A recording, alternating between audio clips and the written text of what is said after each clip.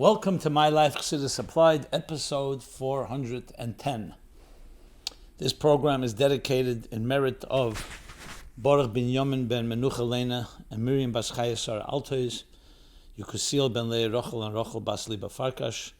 It's dedicated by Pinchas Todris ben Miriam and Sarah bas Rochel Altois. 410. Well, we've just concluded a Shivasa B'Tammuz Nidche. What does Shivasa B'Tammuz Nidche mean? When the 17th of Tammuz comes out on Shabbos, so Shabbos, the power of Shabbos is stronger than the power of a fast day, except in two instances, Yom Kippur, and the same would be with Asara B'Tevis if it did come out on a Shabbos, which is a discussion for another time. But all other fast days, even Tisha B'Av this year as well, will be on a Shabbos, is pushed off, Nidche, pushed off to Sunday. So this has special significance, which we will discuss. So we've now just concluded the Nidche, that this is the 18th of Tammuz, the day after 17th of Tammuz. Shabbos, there was no fast, so we fasted today. So we will talk about the Chassidus applied to that. It's also, this week is also a Parshas Pinchas. So we'll discuss Pinchas, the beginning of the 3 weeks, and some very fascinating and other interesting topics, mostly generated by your questions. I say mostly because the truth is it's almost all your questions, but sometimes it's adapted and in different versions of how we receive these questions, both orally and writing, mostly in writing. And this is a good opportunity to welcome and invite you all to write to, you can submit your question completely anonymously. Nothing is taboo. Everything is allowed. Every question, no holds barred. Please write to Chassidusapplied. Go to chassidusapplied.com. There's a form, a box where a form that you can submit your question. You'll also find there the archives of previous episodes, now 409 episodes, 9 years of this program, as well as many other Chassidic resources. Okay, I'll also use this opportunity to invite you to my daily Chassidus Ayin Beis class every morning, live, 9:30 a.m. And there you can find the Zoom and the YouTube where you can view that and participate or watch it later as well. Okay, now with that, let us go into Chassidus applied to 17th Tammuz Nidche. The few times I recall when the Rebbe Farbrengt on that Shabbos, it was always a Geheben Farbrengen. What does that mean? Every Farbrengen is an elevated one. But there was something special about when a Tanyas was Nidche. Though I wasn't around or I was too young to remember, but there was a famous Farbrengen that went till I think 8 o'clock in the evening, Shabbos. Shivasa B'Tammuz Nidche was Shabbos in Tovshin Chov Daled. That Shabbos, the Rebbe Farbrengt, very profound topics, unbelievable. My Maimer Chassidus that the Rebbe said then, and other ideas that have been published already. And the Rebbe then took off the Gzeira, the decree that he made about drinking mashke. Bottom line, it was a transformative Shabbos in the literal sense of the word, because that's what Nidche really means. That the day that would be a fast day is Nidche, is pushed aside by Shabbos. That means Shabbos transforms it into a day of Simcha, a day of joy. So the Simcha, Yisur Ne'er Min HaCheshach, the Simcha, the joy that comes from darkness is always greater than the joy that's there on its own. You appreciate the light that comes out of darkness, but more than just appreciate it. It's a deeper form of light. It's like that someone who went through suffering, God forbid, or difficulties, when they are redeemed from that, it's always in a more powerful, more intense way. Similar to the concept of a Baal Tshuva, b'chele yatir, with more strength, because he came from a thirsty place, somel chanafshi, so the thirst builds up and the passion is far deeper when he went, because of the thirst that has come from the distance, has led to a far closer connection than there would be were there no distance in the first place. So that's the essential theme in general of the 3 weeks, which we shall discuss, but specifically toward Shivasa B'Tammuz Nidche, and as I said, also the end of the 3 weeks, Tisha B'Av will be that. And there's a famous expression from the Rebbe Marash, Kiven de Itche. Since it's pushed off, let it be pushed off forever with the coming of Moshiach, and we should never have to fast altogether. Because that's the ultimate goal. The Rambam in Halacha says, the end of Hilchas Tanyas, he says, Yehavchu, quoting the psukim from the prophets, He says, that these days, not only will they be eliminated, they'll be transformed to days of joy and celebration, holidays. Why? Why is it not just eliminated? Remember, the reason for the fasting is because it's destruction of the temple. In the case of the 17th of Tammuz, the breaching of the wall of Jerusalem, that was besieged a while earlier before that. So once that's eliminated, why should we even have any memory of it? But there's no such thing in Kedusha, there's no such thing in godliness of something just there and that disappears. If it's not negative, it means that it's been transformed to a positive.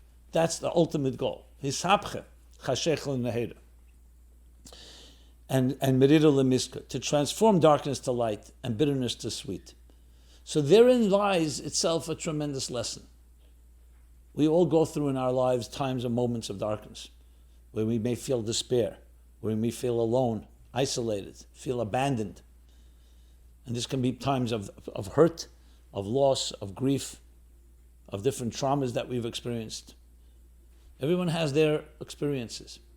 So you can say one thing is you hope for it to be over, and a light at the end of the tunnel, and it's over. And it's a distant memory. But there's something far greater, that you can actually redeem, you can actually free it and elevate the experience, that the experience itself becomes a springboard that propels you into a whole new level of growth, a whole new level of refinement. And that is when we finally redeem it. Because ultimately, if you just eliminate it, then even though it's a distant memory, but it was there. Those moments of despair, those moments of darkness existed. And in Yiddishkeit, especially at Chassidus, we want to transform everything. We don't want to leave anything. Eineid Malvade. Godliness is everywhere, even in darkness. And the only way you can see it is when that darkness leads to a greater strength, a greater power, which is in essence what the Geula will be like. The future redemption is going to be such a great one, an eternal one, because it came after such a long and arduous and difficult Golus. The famous words, Yeridet Tzedech Aliyah, the descent is in order to bring a greater ascent. Or Yisna Eir Min HaCheshach. And the temple, the Beis HaMikdash HaShlishi, will be a permanent one. Godel Yeh Koved HaBayis Hazeh Ha'achin Ma'arishen. So there's an interpretation, it's referring to the third temple. The second temple was greater than the first, both in years and in size and so on. The third temple will be Migdash Adonai Ken Yedecha, only because we went through the most difficult, and that which doesn't break you makes you stronger. Like a star sheyotzel of irir, a star, a contract that is challenged. Once it's challenged and upheld, you no longer can be ma'arid on it. You no longer can challenge it. So in a way, the challenge actually made the contract stronger. Had there been no challenge, it'd still be up. There'd be the potential, there'd be that risk. Maybe this contract will not be upheld. But once it's been challenged and it's withstood the challenge, then you know it has a strength that can never be broken. Similar to what the Ramban says about Neres Chanukah, HaNeres Halol Eine B'Telim Le'elam. The Neres of the Mikdash, Ner Tamid, that burned constantly, a divine light, ultimately, God forbid, was extinguished. It's one of the 5 things that happen in these days in the Shivasa B'Tammuz and Tisha B'Av. But Haneres Halol, Chanukah flames, that came from what? From darkness, from a gzera, from decrees, from a challenge. Those flames never were extinguished. And Jews have been lighting Chanukah flames ever since. So that's the strength. Psychologically, emotionally, and spiritually, it causes us to become indestructible. Because you actually build up an immunity to difficulties, and that makes you stronger. If you didn't have the difficulty, you would never have built that strength. Among many different explanations. So the lesson in life is a powerful lesson, both that there is an end to any challenge and difficulty, but more important, not only an end, a redemption that transforms it. So even the past now becomes the catalyst for future growth. Hazeirim b'dima berini yiktzeru. Those that sow and plant with tears, the very tears that were so sad, become the raindrops, the drops of water that feed. Hazeirim b'dima berini yiktzeru, that when you reap with joy. But how did it happen? through the growth that the tears brought you to. So this is a lesson in life to all of us. Obviously, we should all be blessed with a minimal amount of anguish or grief or loss or sadness. But as we enter the 3 weeks, and starting with the Shivat Avasa B'Tammuz Nidche, the message is very clear. It's Nidche. It's pushed aside. There are things that are stronger than darkness. The light that came out of the darkness, that Shabbos transforms. Yes, because Moshiach is still not here, so we fast on the 18th of Tammuz. But it's a different type of fast, because you know that there's a power that preceded it that overrides and overrode the darkness of the fast day. So that means that whatever was accomplished through fast, usually on Shabbos was accomplished through Shabbos, through meals. And now we finish the Shavasa B'Tammuz Nidche with that power in mind, that power in our hands to deal with any challenge that comes your way. But of course, we all need each other. Sometimes difficult to access. A person that's been in fetters, bound up, tied up, you can't free yourself. You need someone else to help untie you. When you're in a pit, you need someone to throw you a life raft, a rope. So we need each other. We need mentors, mashpim, Tzelofchad, to help us in those darker moments, to help us with our blind spots, to lift us. Not because we don't have the power, but we need others to help us discover, access that power.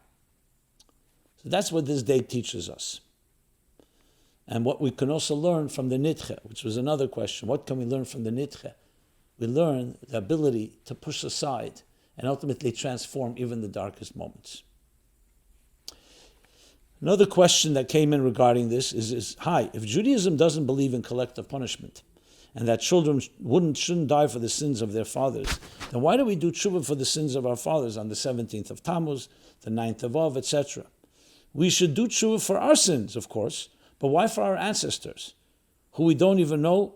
Should we fast and say slichus, etc.? So many different ways to answer this question. Let's maybe begin with the Maimer Chazal Yerushalmi. It says, Kol der, every generation that does not rebuild the Beis HaMikdash, it's considered as if they destroyed it. What does that mean? We weren't there. The Beis HaMikdash was destroyed almost 2,000 years ago due to sinas chinam, baseless hatred, yes, of our ancestors, but we're not at fault. We're here today. So moreover, how could we say if you didn't rebuild it, it's as if you destroyed it? So the answer is very simple. What is the Beis HaMikdash? The Beis HaMikdash, and why was it destroyed in the first place? The Beis HaMikdash is the bridge. Shar Shamayim, as Yaakov Avinu, the gate to heaven. It's a bridge between heaven and earth. V'asili Migdash, build for me a sanctuary, v'shachanti b'seicham, and I will reside, I will dwell among you.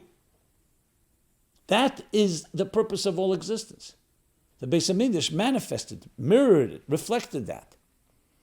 So as soon as the people, in a sense, banish God from their own lives through sinas chinam, as the Alter Rebbe explains in Tanyas chapter 32, and more elaborate in Derech Mitzvah of the Mitzvah Tzedek and Avis Yisrael, Barchenu Avinu Kolanu Ke'echad, God's blessings are with us when we're one, but when we break apart, God forbid, there's divisiveness. Then Shekhinah has nowhere to be among us. So automatically, by the consequence, cause and effect is that the building could no longer stand. It was not punishment, it was cause and effect. That cause and effect continues till the Beis HaMikdash HaShlishi is rebuilt.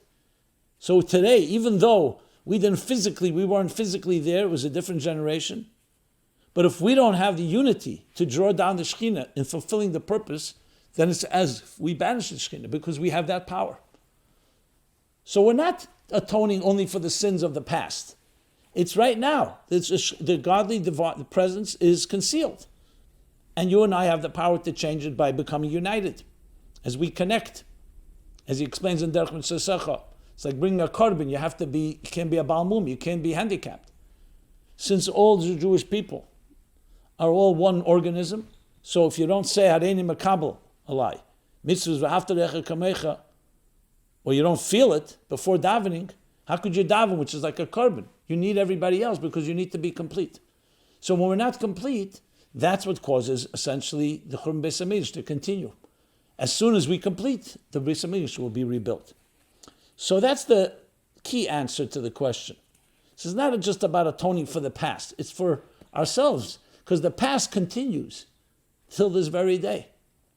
Whatever happened then, now either we, unfortunately, tragically, either perpetuate or we correct. In addition to the fact that all generations are part of one organism as well. We're all part of one thing. So when we fast on Shiva B'Tammuz, it's because we're part of those that came before us, as they are part of us. So that, I hope, answers the question, and also makes it personal. It means we can do something about it.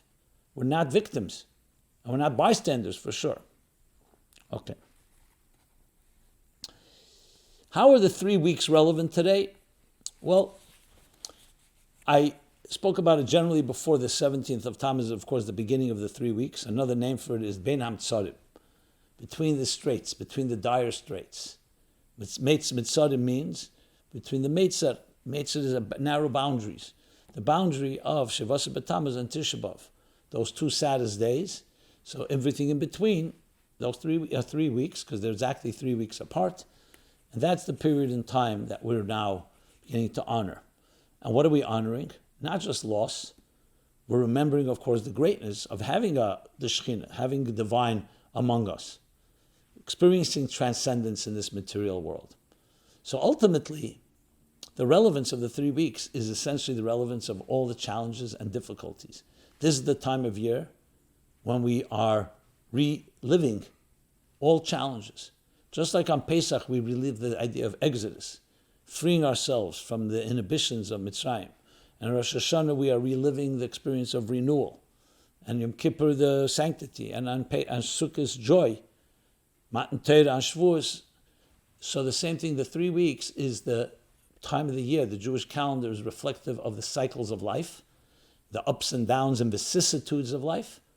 So just like Mishenichnes Oder Marben B'Simcha, or the expression is actually the other way around, Mishenichnes Of Mamayitim B'Simcha, and it's compared to when Adar enters, that is a high point, time of joy. The month of Purim, transforming darkness into light. Now we enter a time of Mayitim B'Simcha, Shenichnas Of, that's the 9 days, but it really begins even before that in the 3 weeks, and it only increases. Of course, Moshiach will come before, so it'll all be transformed. And the darker it is, the more light that emerges from it. So the relevance of this 3 weeks is really a part of our lives. It's to honor that aspect of when things are somewhat the ebb and flow. It's more of an ebb. When the moon is beginning to recede, the moon is beginning to wane. And basically it's a reflection of the more down parts in our lives when things are set back, or a difficulty, or a challenge, or anything that you would categorize as mitzarim, feeling some form of distress, meitzar.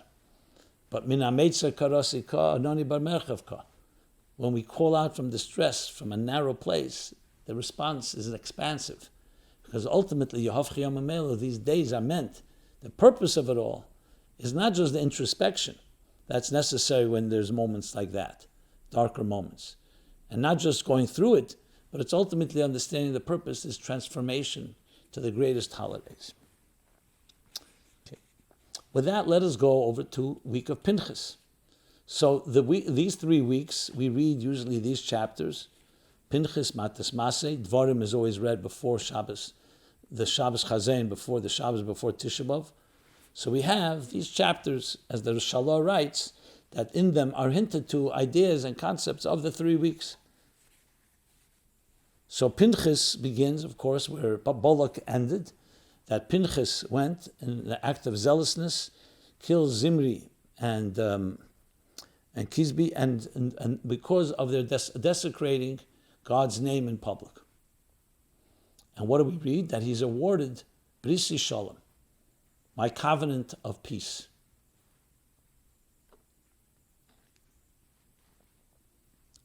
So the first obvious question is, for an act like that, it was a Kiddush Hashem. He literally spared and killed people who were desecrating God.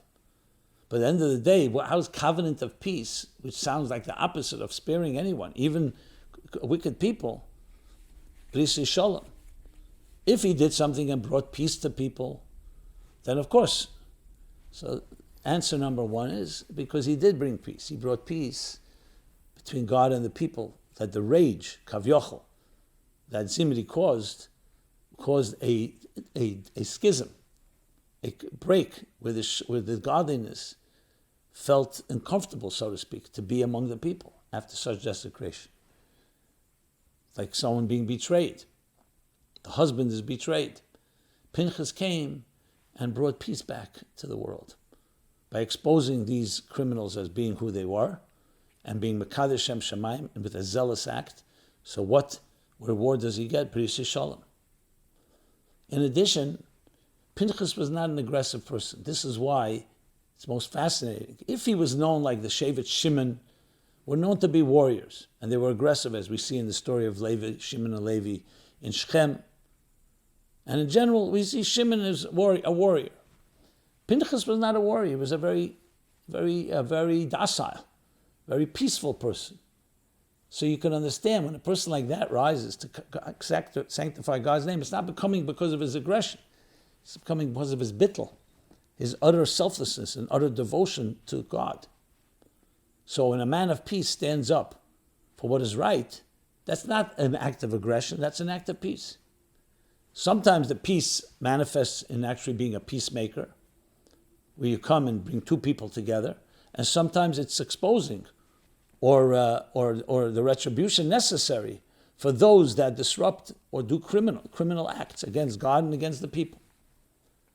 So the lessons we learn from it, that we can't become zealots. This was something once in history. We have a due process. If you see something wrong, you can't just go ahead and punish the people who've done it. First of all, we have to know whether they deserve it. That needs to be brought to a court of law. Pinchas showed once that there's such a thing, because sometimes you do need that. But it has to be done with great caution and great care. Not everybody can make a decision. Oh, I see a crime, I'm going to be a zealot, I'll spare all the people that are involved. God forbid. And above all, to remember that when you discipline someone with the right love, not with anger, that too brings peace to the world. So what as the expression goes, that those that will be compassionate to the wicked will ultimately be cruel to those that will be compassionate to the cruel will ultimately be cruel to the compassionate. So sometimes that's necessary. Withdrawing, retreating is not always the option. It's not always the response. Sometimes you have to stand up for what is right. And indeed, that brings the covenant, the Bris Shalom. Next, another question about Pinchas. If Hashem knows everything past, present, and future, why did he wait until the daughters of Tzelofchad complained about not having an inheritance before writing new inheritance laws into the Torah for them? Shouldn't Hashem have foreseen this issue and already had the laws in place before there was a problem? So when the issue arose, everyone would know what to do. So this is the famous story, Bnei Tzelofchad. Tzelofchad passed away, didn't have any sons, and the Torah law to that point was that sons inherit. The daughters came and said, Lami Negara, similar to what happened by Pesach Sheni. Why are we being deprived? And Moshe turns to God, and God says, yes, grant them the power to inherit their father's land. So the obvious question is, if God knew that that's a possibility, why does he have to wait for them to come and ask? And the answer lies in the whole secret of our relationship with God. You can say the same thing about everything. If Moshiach is going to come anyway, what's the point of our work? Why do we need to do Torah and mitzvahs if the world will end up being in the right place anyway? That's the partnership. God wants us to be partners, to take initiative. Does he give us the strength? Yes.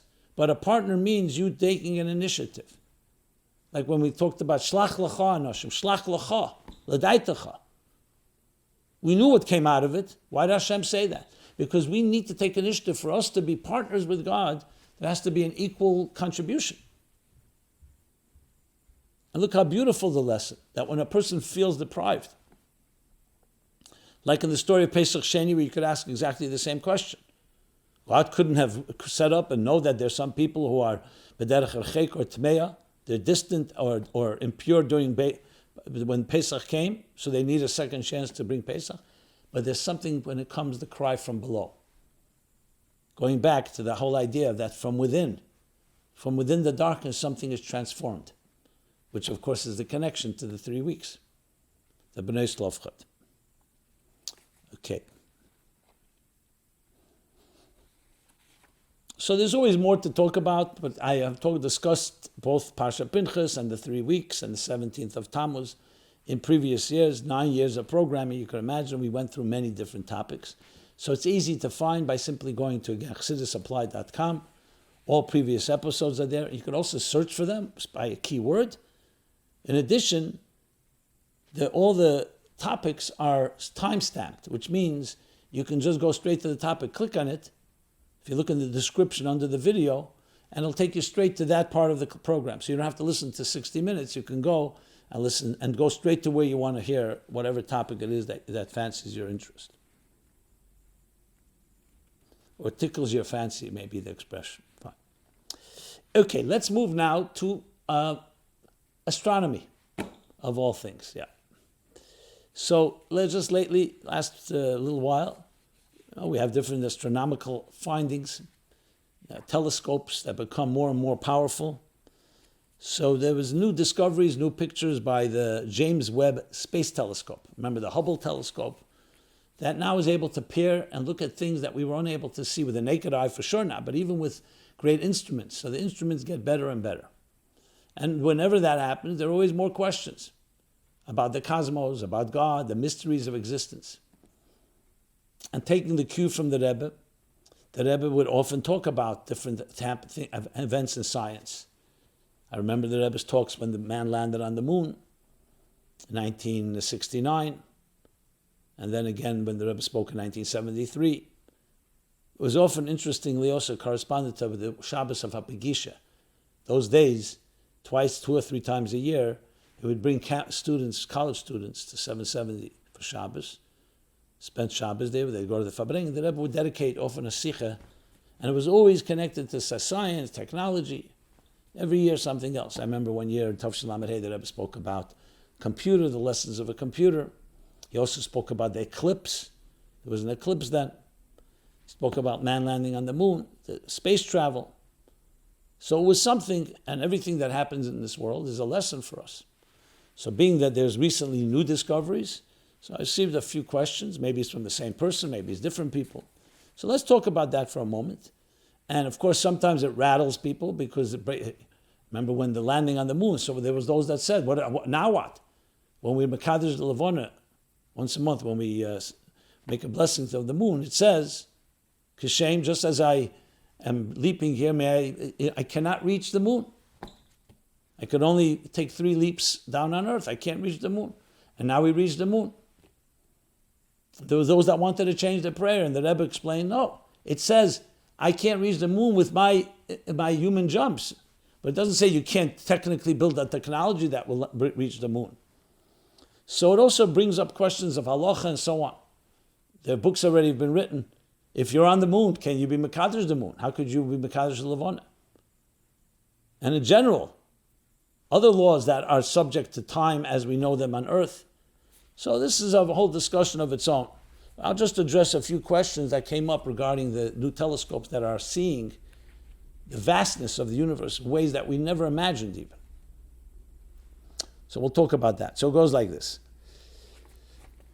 How should we react to new astronomical discoveries? Well, a general answer is, like everything, Zashgacha Pratis. It teaches us Mogadlu Masach Hashem or Rabu Masach Hashem, the vastness, the greatness, the multitude of God. As the Rambam says, Hey Yove Adam, how does a person come to love and revere God? Through contemplating on nature, on existence. So besides that, it teaches us Hashgacha Pratis, every detail counts. It also teaches us the grand design. Chassidus talks about the loyish besu, the perpetuation of things, their consistency. It teaches you about Ani Hashem Leishanisi, the power of God to create something consistent. And on and on. Then there's the lessons from the details. Every petal, every flower petal, every star, every grain of sand has lessons for us in our personal lives. From my flesh I behold God, but also from the universe and every fiber of existence, every cell, every DNA, because it's all created by the great cosmic artist and engineer, and reflecting God's brilliance, wisdom, and design. especially when it comes to a human being who was created in the divine image.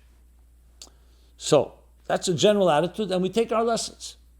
But we shouldn't feel perturbed. On the contrary. The same God that created everything, created all these elements in the universe, same God gave us the Torah. It's not two different realities. It's all part of one reality. But questions do come up, and here are a few of them. How big is the universe according to the Torah? So I'll read a few others, and you'll see how it all connects. In light of the James Webb Space Telescope image, which was recently published, what does the Torah say about all the trillions of galaxies in the sky?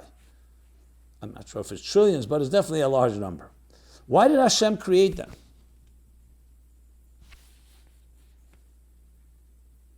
It seems that Earth is then but a puff of a speck in the universe with not much importance. Why would God do that? A few more questions. The new telescope pictures seem to provide even more evidence that the world is billions of years old.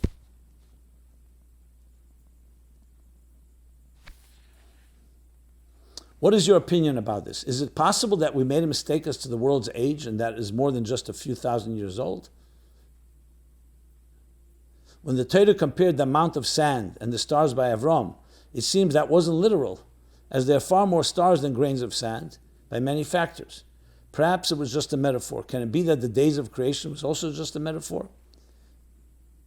Why doesn't the Torah discuss the trillions of galaxies out there if there are so many, and they're so massive and appear to be an essential part of the universe?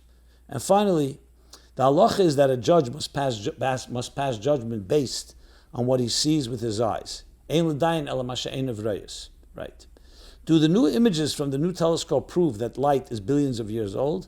And could it be that the world wasn't created until a few thousand years ago, but the galaxies were created much earlier? Okay, a bunch of questions. Let me address them step by step. So firstly, the mere fact that they exist only demonstrates God's vastness and greatness even more so. Not that we need a great, large universe makes God larger, but it just demonstrates of the sheer enormity. I remember, interesting, the famous late physicist Richard Feynman, a Jewish man, brilliant, especially in his capacity to take abstract theoretical physics and explain it in simple layman's terms. He had these analogies that simplified it. It was deceptively simple, but it captured most profound ideas. It's a lesson of its own.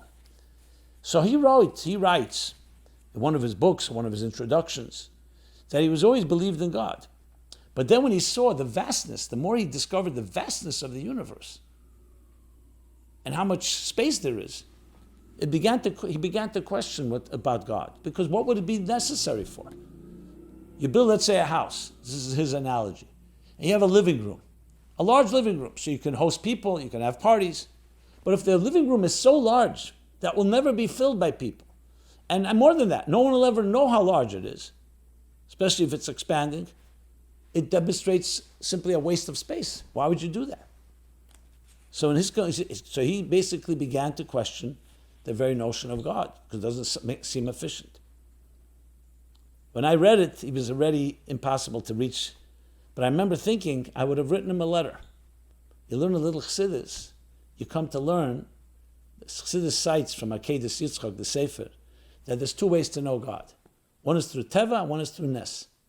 Through Nes, you learn about God's capacity to suspend l'shadet, to suspend the laws of nature. That God is not bound by any structure. From Teva, we learn the power of God's consistency, lo yushbesu, lo yishanisi, this perpetual consistency, which we don't find. No human being can do something that is consistent, as like the seasons, or all the other aspects of nature that are so predictable. Everything we create has a glitch here, a glitch there. So what do you see from this? That you can learn from the very vastness, what you learn is about Ein Sof. God didn't just want to teach us about his limited. The world as we know it, where you see the efficiency of a living room and a dining room or different places, and Daimim Sameach Chaim Medaber, the mineral, vegetable, animal, and human kingdoms in this world, teach us about God's structure. But the vastness, the more vast it is, the more it teaches us about the infinitude of God's capacity to expand forever. Like we say, Lamai Lamai La'aden Ketz, Lamata Mata Aden Tachlis. and one of them is complete expansion. So that itself teaches us something. The fact that we don't know about every corner, and we may never know, is part of the mystery, is part of the awe. It's like standing on the top of a mountain, and you see, wow, I never imagined the horizon to be so large. That itself evokes an element of love and reverence and awe. That's what I wanted to write to him. So when you see these telescopes, on the contrary, they're teaching us about this infinite expansion, that even in a physical world, when there is no such thing as true infinity, everything has limits, it's still limitless limits, because it seems to be endless, in more galaxies and so on. As far as the earth, it still does not negate the fact that the human being was created on earth with free will, and a Torah was given to us. And that's classic sikha I alluded to earlier, Shabbos Devarim, Tavshin Chavtes, Shabbos Chazain, this time of year, 1969, when the Rebbe spoke, is there life on other planets? So he said, going into the details, that according to one opinion, yes, according to another opinion, possible, but you can't say it's life like it is on earth, where there's free will, because then you have to get into the thorny issues of a Torah. There's only one Torah, etc., etc. Point being is that when we look at the universe and all its aspects, it teaches us, number one, this infinitude, but also this is not a contradiction. There's only one earth where we're the ones that are exploring, even if we discover life elsewhere. But we're the ones that are discovering all of this. That tells you the word superiority may not be the right word, but the centrality of the human being. Because it is we that is discovering this, and we are in awe and of all this great massive mass and so on. I should add, even though it's not mentioned here, that what's also being discovered is that all this is called either dark matter or dark energy. That it's so dark we can't know about it. It was once understood the things that were bright were the reality of existence. Now we know that which illuminates is just a minuscule compared to the darkness, which only amplifies the question. If it's dark, what is it revealing to us? But that's what it reveals. The Helam Ha'atzmi in the language of Chassidus. It's revealing that infinite, constant sense of concealment that's beyond revelation, beyond expression, among the other things that we learn from it. As far about the age of the universe, look, I don't know one telescope, every telescope, whatever it discovers, you have to remember one thing. The world was created a mature universe. Even without telescopes, even without any instruments. If you and I were right now in Gan Eden, the day of creation of man, together with Adam and Chava, or you were Adam and Chava, what would you see around you? The world was created 6 days earlier. Every day had its creations. You come into a world, it's a world that's already functioning. It wasn't a work in progress. Everything was there. There was a sun, there was a moon, there were stars. There was vegetation, there were animals, there were fish, there were trees. So if you looked at a tree takes time to grow. So even without any instruments, you have to say, Father Mother looked at this tree, said, well, how this tree seems to be 100 years old, 20 years old. But it wasn't, it was barely 3 days old. So the world was created, a mature work, a work that was done. Even Adam and Chava were created at 20 years old. They looked at stars in the sky. It takes a star, we know, light years to reach the light, to reach the earth. So just by looking at a star, the world must be millions of years old. But not if you understand that was all God created, a mature working. He didn't create a baby that began to develop. He created a full functioning universe. So the universe was an old universe when it was created. Now you could ask why. The why perhaps is the reason because he wanted the purpose of existence to begin. He didn't want it to take millions of years or hundreds of years or thousands of years. Time to work, to serve and to create a dira b'tachtenim, a home for God and a home for the divine in this material world. He didn't want to wait for that. Yes, they had to wait 26 generations till the Torah, but all relatively within a short span of time. So the fact that a telescope discovers even further, greater vastness and stars that would take even more time to travel, all that was there in the beginning of creation. We're just seeing it now. And even if we're to establish that the universe is expanding, that's all part of it. God wants it to expand. And that's how he built it. So at the end of the day, there are no contradictions. But it's important to point out, remember, something that a lot of people make a mistake. The fact that we're not looking, Torah is not a book of science. Torah is not coming in and offering proofs that the world is 5,782 years old. It states it as a fact. That's revelation. God told us that. Science has nothing but to look at observation. It looks at a star. That's millions of miles away.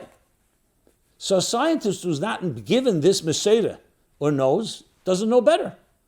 And that's his observation. So the Torah is not coming to disprove it. Torah is saying, however, we have other facts to contend with. And based on those facts, we say the world was created looking millions of years old. So it's not a proof.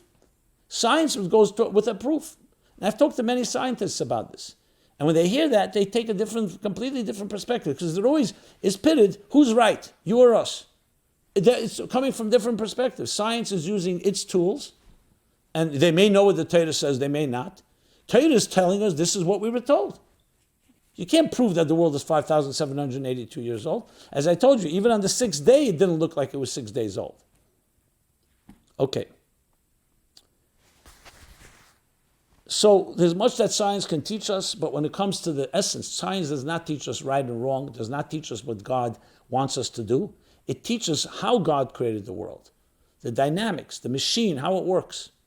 But ultimately, it's the Torah that teaches us what to do with it. What's the purpose of it? Science can't tell you the purpose of existence. It can tell you this is what existence looks like. Here's how it functions. Here's the clockwork. Here are the dynamics that make it tick. The DNA, the cells, and so on, the atoms, the subatomic particles. And together we come and have both the human effort of understanding God's mind in creation and what God's intentions are in that creation and purpose, as well as Torah teaches us the purpose of it all. Why? Why did it create it? Why are we supposed to use it? How do we elevate it? How do we fulfill the purpose of our lives? Okay. Let's move from that to a interesting question. I guess this is coming from Yud-based Tammuz.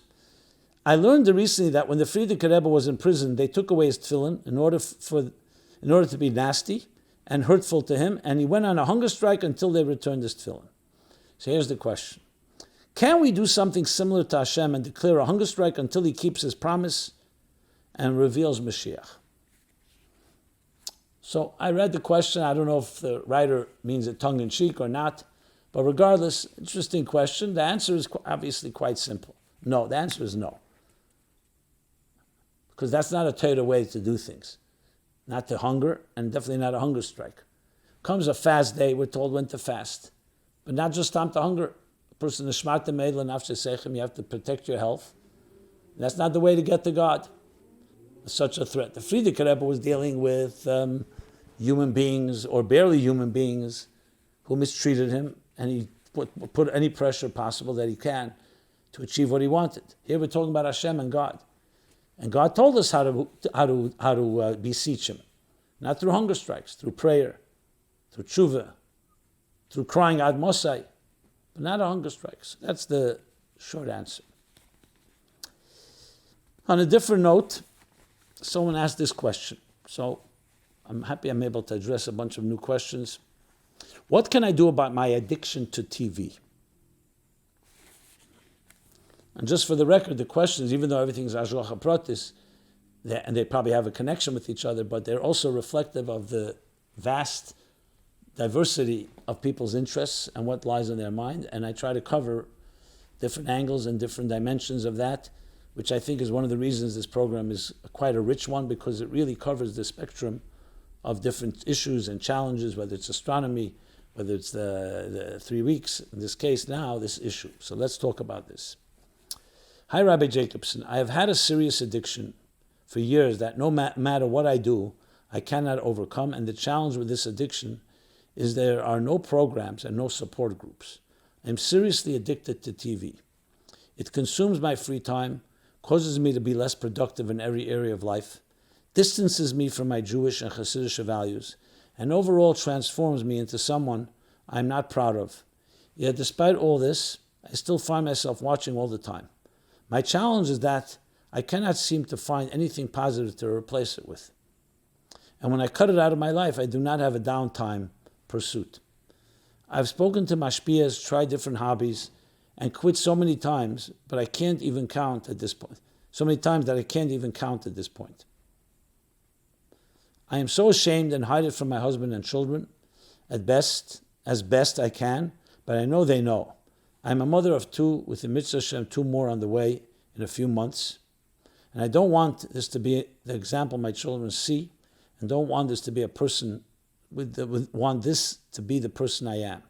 The worst part is that I'm a teacher and a mashpiyah to other women, and I feel every day that with this addiction, I'm living a lie, a hypocrite. How can I break this addiction? 4 question marks. Okay, well, I respect and commend you for your honesty. I'm also humbled by the fact that everything you've tried, you're coming to me as like a last resort. I hope not. But I will try my best to respond.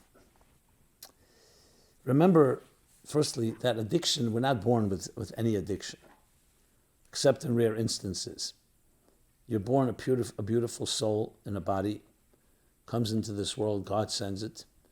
There's no TV, there's no internet, there's no drugs, there's no alcohol, there's no other addictions. So that's who you essentially are.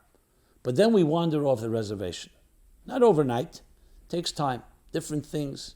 We get used to certain things. We want to numb ourselves. We want to escape. And then before you know it, it's something you can't avoid. It becomes an addiction that you become dependent on. It's just the frame of mind, the way we should look at it. So we're not, by definition, addicts. There's no such thing as an addict. That's not your identity. Even though it's important to know if someone is and not to minimize and deny it.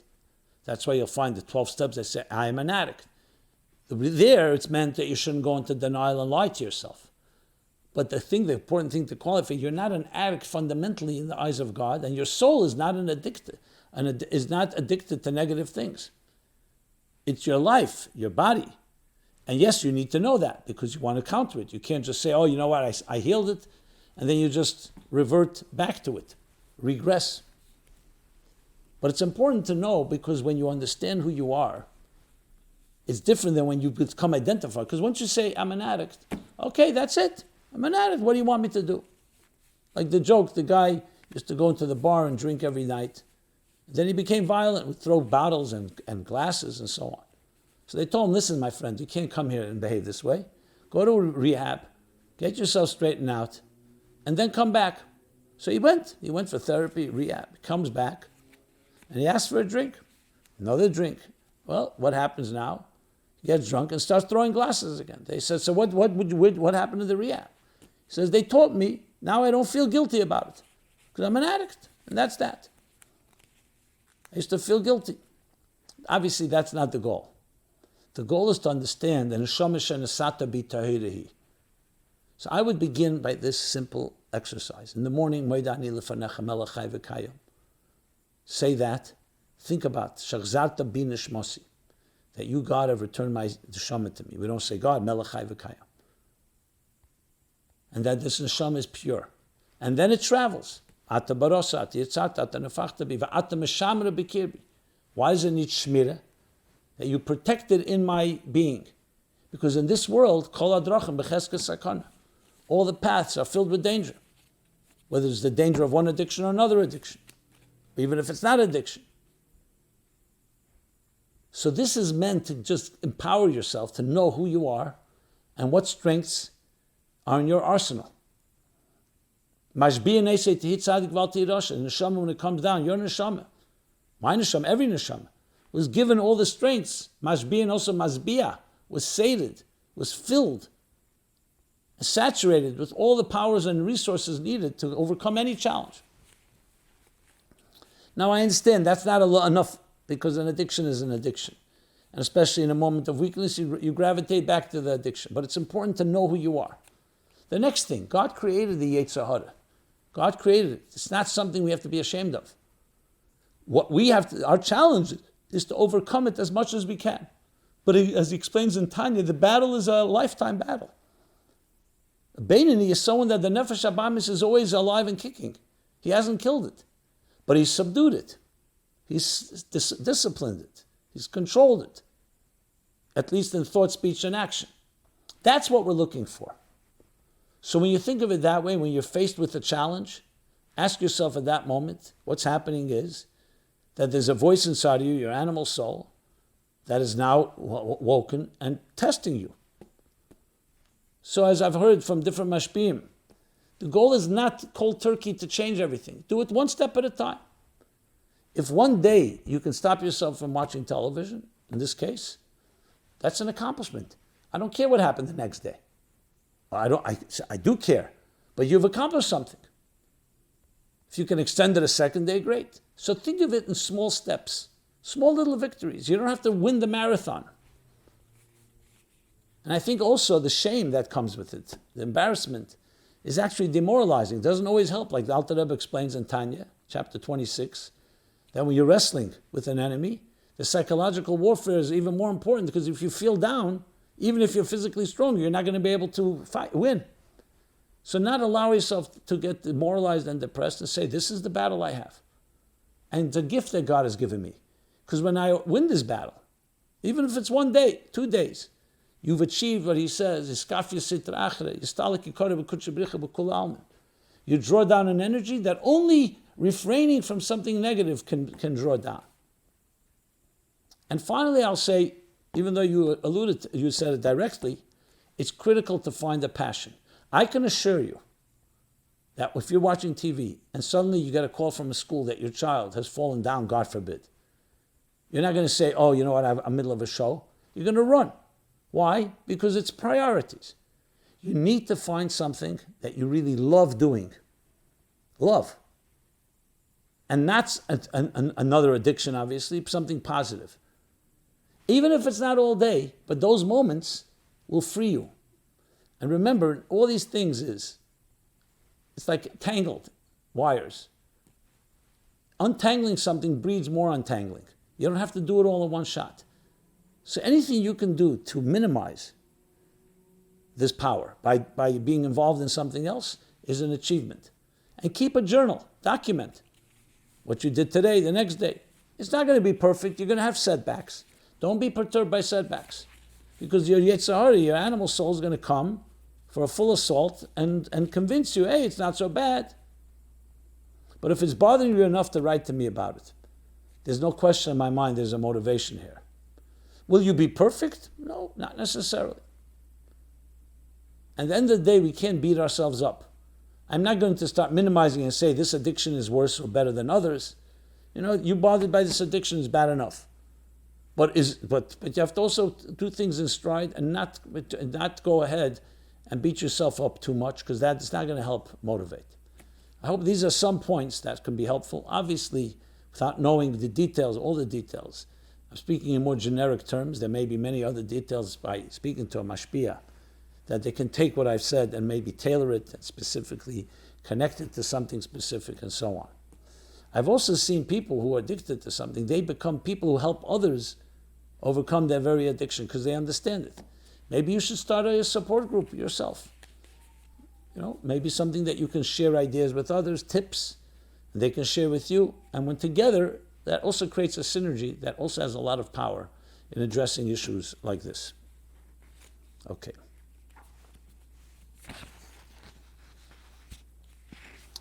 Another topic which is completely from a different area altogether is the mitzvah the Rebbe established in Tafshin Mem Daled about printing Tanyas in all cities. So someone writes the question, what was the Rebbe's intention in printing Tanyas in every possible location? When the Rebbe first announced the campaign for the printing of the Tanyas in all cities where Jews live, Baruch made a shturim, a whole tumul, a whole campaign, and printed Tanyas everywhere possible. This means many towns with very small Jewish communities officially had their Tanyas printed by Bochum passing through, long before the Jewish communities grew to their modern prominence. For example, students came to my hometown some 40 years ago to print Tanyas, before there were even shluchim in the general area. And now nobody knows where those Tanyas are or what state they are in, or even if they actually exist, because a number of Tanyas get a number, but they don't quote number, but they don't actually get printed for a variety of reasons. From my understanding, the Rebbe's kavona, intention with the mitzvah, with the mivtzah, this campaign, was that people see a Tanya printed in their hometown and be drawn to learn it. But if nobody knows where the Tanyas are, then what is there to do except print new Tanyas for the new generation of Jews living there? I have been speaking to shluchim, telling them my idea about printing fresh Tanyas for the town, and have surprisingly received some pushback that this wasn't the Rebbe's intention, that Tanyas should be reprinted since it was never mentioned explicitly. I've seen that even in the printed Tanyas list, that Tanyas have been reprinted in a number of places and institutions all over the world over the years, so there is definitely precedent. From my understanding, the Rebbe gave us his mitzvahs, his campaigns, and we should make of them a mayan amizgaber, overpowering spring flowing, not just a one and done, checked the box goodbye. Could you speak to this idea about using our resources to take the Mivtzoyim to the next level? I'm speaking about printing Tanyas in particular, but this is a general question also, versus sticking to the posh pshat of exactly what the Rebbe said. Thank you so much for your time and wisdom. I greatly enjoy learning from your classes and shiurim. Okay. Well, B'Hashgacha Pratis, I happen to be a little familiar. First of all, I wrote the Farbrengen them, and the Rebbe gave that directive, and the Rebbe edited it quite extensively. Also, my uncle, Olav Shalom Jacobson, was the one that was appointed to be the central clearinghouse, assigning different numbers so there shouldn't be confusion. So when the Tanyas are printed in one city, it has a different number, different edition than a different city. And I think he made a very big emphasis to make sure that they're printed and there shouldn't be duplicates. Now, not everybody necessarily listened. The Rebbe was very adamant about it. But it was always meant to be exactly that. There should be a record of every Tanya that was printed, and every Tanya was sent to the Rebbe's library, so there's a copy should be of every Tanya. So if you really want to find them, you'll find them all there. Whether they were properly disseminated for people to learn, that's a good question. That's not a contradiction. So the question about reprinting, I understand why there's pushback, because if the Rebbe had said to do that, it's one thing. If the community there wants to reprint, all they have to do is get the number that they had and reprint. A reprint doesn't mean necessarily a new number. So you can get the edition, let's say edition 1200 in a city, wherever it may be, and then since we ran out of it, reprint it. I don't see any issue with that at all. I wouldn't make a new number because there's that number, that city has already been designated a number, or that town. And I think the same thing with all the Mivtzoyim. The general approach is absolutely, the Rebbe made 10 Mivtzoyim. So we're not going to add an 11th or a 12th. But dissemination, the sky's the limit. Until every man, after Bar Mitzvah and boy, puts on tefillin, you haven't finished the job. And then there's every day putting on tefillin. Same thing with neshek for women. So the expansion is not in creating new Mivtzoyim, it's reaching more people. It's called distribution. So by all means. Those are my quick answers to these questions, to this question. And I want to finally read a follow-up and then a Chassidus question. Here we are. The follow-up goes like this. Dear Rabbi, I heard you read my second letter to you last week. I wanted to add some details. When I asked my great aunt, Joji, I'm not sure how to pronounce it, what her mother thought when she learned her daughter married an Arab, this is a letter I read last week, a very heart-wrenching letter. So this is a continuation. So when she learned her daughter married an Arab, my mother, she answered. When I asked her what she thought, so she answered, she was just happy that she was alive. They were more than secular, they were 100% assimilated. Never did Shabbos, celebrate St. Nicholas with the maid, ate pork, looked at Yiddish with contempt. But they were sent to the camp nonetheless. Yeah. The Hungarian Jews were taken at the end of the war. My great aunt, her husband, and my great grandparents were able to hide for a few months. They got arrested because the girl who was bringing them food sold them to the Germans. I watched The Pianist by Polanski with my great aunt Joji. At one point I asked her if it was too hard to watch, and she said nothing was harder than to live it. She told me the story about her cousin Ruth, who was hidden by the maid while her parents were taken to Auschwitz. Juji said that for months after the liberation of the camps, Ruthie waited on the balcony for her parents to return. They never did. 3 days after my grandmother passed away, on the 2nd of February 2002, I felt a breath taking hold of me and my mind switched 180 degrees. I decided to go and see the rabbi like he suggested, and that is how my journey started. Although I know my grandmother was Jewish, I never knew it made me Jewish. At the time, Joji and my grandmother's husband, Saul Cohn, was still alive. Saul taught me the kima. They both passed away in 2006. I'm far from being religious, although I am more religious than my grandmother and her family ever were. I don't know if I will ever be, you never know, but I'm definitely Jewish. It was a calling almost, a strong longing of the soul. Strangely, during my addictive years, I used to claim that I was kicked out of the Garden of Eden and I was searching for my way back. Also, I wanted to transmit the sacred heritage to my children so it would not die with me. My little one has her name Eva, Chava. Time will tell if I succeeded or not. I'm praying. My family is the new anti-Semites, supposedly not against Jews, just against Israel. Funny that my mom and her sisters were all born in Haifa. When my mother married my father, my paternal grandmother said, finally some Jewish blood in the family. She was the only one to think it was a blessing. I miss my grandparents a lot. It feels good talking about them. Actually, I needed it. My grandmother's soul lives within me. I can feel it. Thank you again for reading my words and your time and your generosity. Well, thank you. And the words are meaningful, and I use this platform to share them because I believe they deserve. A soul that's gone through challenges like this deserves to be heard, even if there's no specific question. So let's stay at that. Finally, let's conclude. Since we're entering the 3 weeks, how does Chassidus explain the 3 weeks? So there's actually a mimer. Well, the Tzemach Tzedek refers to it, the 3 Shabbosim, and very briefly in the Rishimus Anecha, the Rebbe talks about that. But what I wanted to address was a mimer, L'haven Inyam Asher Kosev B'Psikta. There's a Psikta, a Medrash, Rabbi Hillel Parasha wrote a whole mimer on, and apparently is built on the Tzemach Tzedek's Maimorim. I think the Rebbe writes that explicitly, where the Psikta says that there are Shiva Shlosa de Paranusa. This is the 3 weeks of affliction due to the destruction of the temple from the 17th of Tammuz to the 9th of Av. Then there are 7 weeks, Shiva de Nechemta, 7 weeks of consolation, and followed by Tarte de Tiyufta, 2 weeks of Tshuva. So in the sequence, we're talking here a total of 12 weeks. It's talking about the Haftarahs, that usually the Haftarah usually is said, a chapter in the Nevi'im that is based, similar idea to what the Pasha discusses, but with exceptions. During these weeks, that the 3 weeks of Purim Nisa, we say the Haftarah about things that are connected to the destruction of the temple. The 7 weeks, things that are connected to the consolation, the Nechama of the Shiva de Nechemta, and then the 2 weeks from Rosh Hashanah through Yom Kippur, through Sukkot, we say 2 Shabbosim Haftarah about Shuvah. That's the theme. So the Rabbi Hillel explains this, al pi Chassidus, that the 3 weeks is referring to Chabad, Moichin. 3 is Chochmah Bina Das. The 7 weeks is referring to the 7 emotions.